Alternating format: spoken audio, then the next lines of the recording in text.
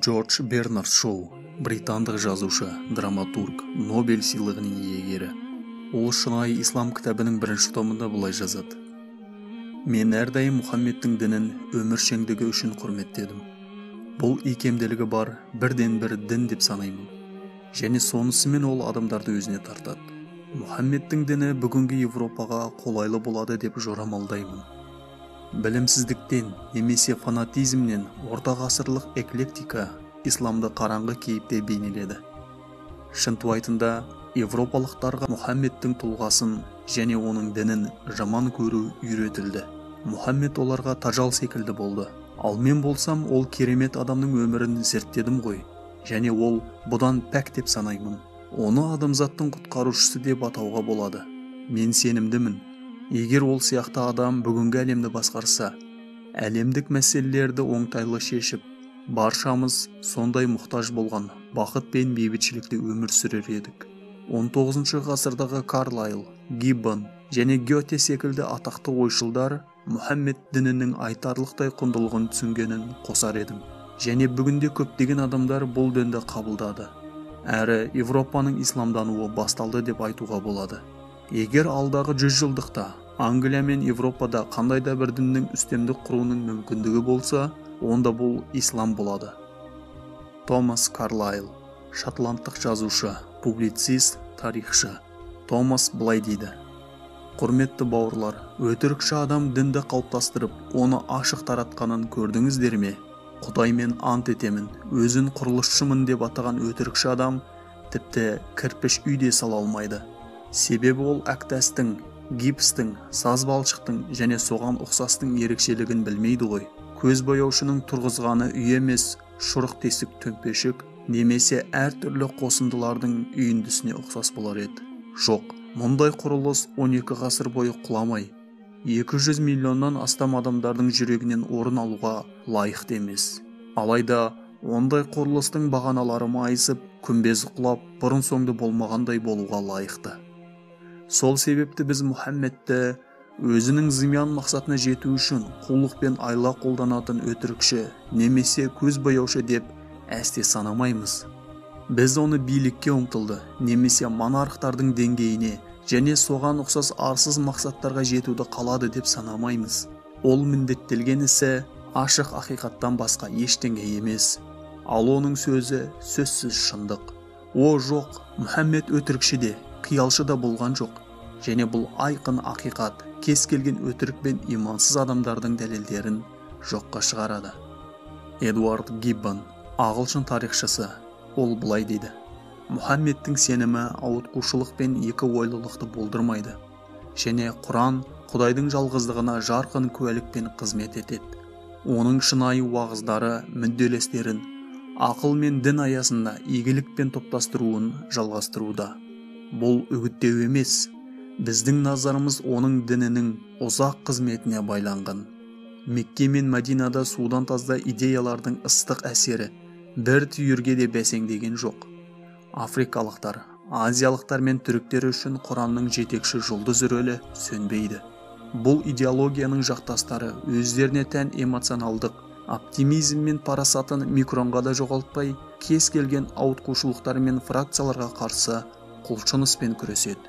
Мен өзімнің Алла бірден бір жалғыз, ал Мұхаммед оған Алланың игілігі мен сәлемі болсын, оның пайғамбары деген сеніміме куәлік беремін.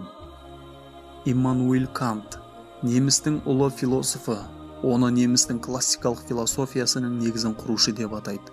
Сонымен қатар оның еңбектері бүгінгі батыс әлемінің философиясына үлкен ықпал еткен.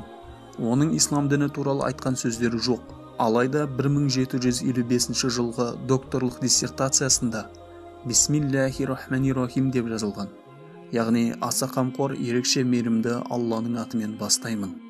Бір қызығы, оның ұстазы Йоханнес Бернхардустың да еңбектерінде бисмилля жазуы кездеседі. Йоханнес Бернхардус шығыс тілдерінің профессоры, әрі Кенингберг университетінің деканы және ректоры болған. Иммануил Кант өзінің ұстазы арқылы Имам Әл-Ғазалидің, Мұхиддин Арабидің еңбектерімен және басқа да көптеген мұсылман ғалымдарының білімімен сусындаған болуы мүмкін. Йоган Вольфганг Гете, неміс ақыны, мемлекеттік қайраткер, ойшыл және табиғат зерттеушісі. Оның ислам діні туралы жазған өлеңдері өте көп екен. Гетенің өмірбаянын зерттеушілер оның мұсылман болғандығы туралы топшылайды. Оның бір өлеңін өзімше аударып, ұйқасын келтіруге тырыстым. Иисус пәк және жалғыз Құдайға мойынсұнған еді. Иисусты Құдай деп ұлықтауы Құдайды қорлады. Мұхаммед бізге алып келген ақиқат жарқырасын бір тұтастыққа жету арқылы бүкіл әлемді бойсұнушылыққа көндірді. Альфонс де Ламартин ең танымал француз ақыны, жазушы, тарихшы, романшы және мемлекеттік қайраткер. Ол өзінің түріктердің тарихы кітабында былай жазады. Адам ешқашан ерікті немесе еріксіз түрде мұнша биік мақсатты өз алдына қойған жоқ. Себебі бұл мақсат адам қабілетінен тыс болды. Яғни жаратушы мен жаралғанның арасындағы үймеленген ырымды үзіп, Құдайды адамға және адамды Құдайға беріп, бұрмаланған пұтқа табынушылық пен материалдық аласапыранда ақылға қонымды және киелі Құдай ұғымын қалпына келтірді. Егер адами данышпанның үш өлшемі мақсаттың ұлықтығы, қаражаттың аздығы мен керемет нәтижелер болса, онда заманауи тарихтағы қайсы ұлы адамды Мұхаммедпен салыстыруға болады? Ең танымал адамдардың бар жасағаны бұл қару, заңдар, империялар.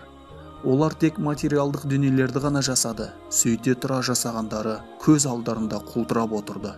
Бірақ Мұхаммед секілді адам өзінің ықпалын тек әскерге, заңдарға, империяларға, халықтар мен әулеттерге ғана емес, сонымен қатар миллиондаған адамдарға, одан да артығырақ патшалардың тағына, діндерге, идеяларға, нанымдар мен жүректерге әсер етті. Адамның ұлықтығын бағалайтын барлық өлшемдерді қарастырған соң, біз батылдықпен сұрай аламыз: одан асқан ұлы адам бар ма? Лев Толстой орыстың ең танымал жазушысы және ойшылы. Лев Толстой біздің шәкәрім атамызбен көп хат алмасып, сыр алмасқаны белгілі. Кеңес одағы кезінде шәкәрім атамыздың хаттарын НКВД тәркілеп алған болса, Толстойдың көп хаттарын көмекшісі Чертков тығып қойған дейді зерттеушілер. Толстойдың мұсылман болғандығын жасырмақ болған әрекеті ме бәлкім?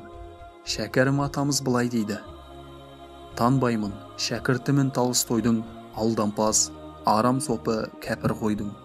Жанымен сүйді әділет ардың жолын, сондықтан ол иесі терең ойдың. Толстой кәпір емес, кәпір өзің, дін емес, бәрі алдау айтқан сөзің.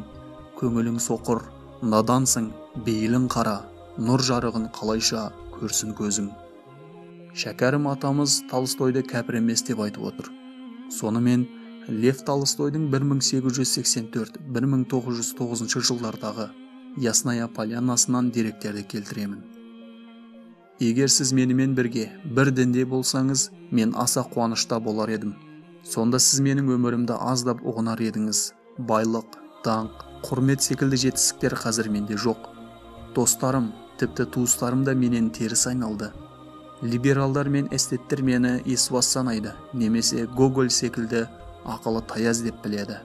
Революционерлер мен радикалдар қиялшыл мылжың көреді. Үкімет адамдары зиянкес, революционер деп ұғады. Ал православиеліктер тажал санайды. Мұның бәрінің мен үшін аса ауыр екенін мойындаймын. Сондықтан мені мейірімді мұсылман деп қана санауыңызды өтінемін. Өмірдің мәнін өзінше түсіндіруде шіркеу ойына келгенін істеп бақты. Өмір заңы Иисус қағидаларына қайшы келді. Ал шіркеу жалған түсініктер ойлап шығарды. Яғни халық Иисус қағидаларына қайшы емес, керісінше үйлесімді өмір сүріп келедіміз. Бұл ақырында халықтың пұтқа табынушылардан бетер күн кешуімен аяқталды. Ал шіркеу мұндай өмірді ақтағаны былай тұрсын, Иисус ілімінің мәні осында деп тұжырымдады. Уильям Монтгомери Уотт, британдық арабшы, Эдинбург университетінің құрметті профессоры және тарихтан, философиядан, ислам тарихынан көптеген еңбектердің авторы. Ол былай дейді: өзінің сенімдеріне байланысты Мұхаммед оған Алланың игілігімен сәлемі болсын, кез келген азапты көруге дайын еді. Басқарушы бола тұра салмақты және тұрақты мінезге ие еді. Ол адамдарды жоғары бағалап, оларды құрметтеді. Оның ұлылығының дәлелі оның жетістігі болып табылады. Оның тұлғасының ұлылығы оның ісіне де жетістік әкелді. Оны көзбояушылықта айыптау мәселенің шешімі емес, шарасыздық болар еді. Мұндай құрметке жеткен басқа тұлға батыс әлеміне таныс емес. Майкл Харт, астрофизик, тарихшы, электронды кітаптардың негізін құрушы. 1970 жылдардың соңында тарихтағы ең ықпалды адамдардың рейтингін жасап шықты. Өзінің адамзат тарихындағы 100 ықпалды адам кітабында пайғамбарымыз Мұхаммедті, оған Алланың игілігі мен сәлемі болсын, бірінші орынға қойды. Ол өзінің кітабының 33 бетінде менің Мұхаммедті ең ықпалды адамдар тізімінің бірінші орнына қоюым кейбір оқырмандарды таңғалдыруы мүмкін, бірақ ол әрі діни, әрі саяси тұрғыдан ең жоғарғы дәрежеге жеткен тарихтағы жалғыз адам деп жазады. Бауырлар, мен бұл бөлімде аты әлемге әйгілі ең көрнекті тұлғалардың сөздерінен қысқаша үзінді ғана келтірдім. Жоғарыда аты аталған адамдардың әрқайсысына жеке-жеке бөлім арнауға болады. Бұдан бөлек Наполеон Бонапарт, Отто фон Бисмарк секілді саяси тұлғалардың ислам діні туралы жағымды сөздері бар. Алайда мен олардың дәйек сөздерін келтіргім келмеді. Себебі олар бұл сөздерді шынайы ықыласпен айтты ма белгісіз. Европа елдерінің 19-20 ғасырлардағы отарлаушылық саясаттарын ескере отырып, бұл сөздер саяси ұтымдылық үшін жағымпаздықпен айтылған болуы да мүмкін. Олардың жүректеріндегі сыр тек Аллаға мәлім. Сол себепті тек зиялы қауымға көбірек екпін қойдым. Олардың саясатта шатағы жоғына кәміл сенемін.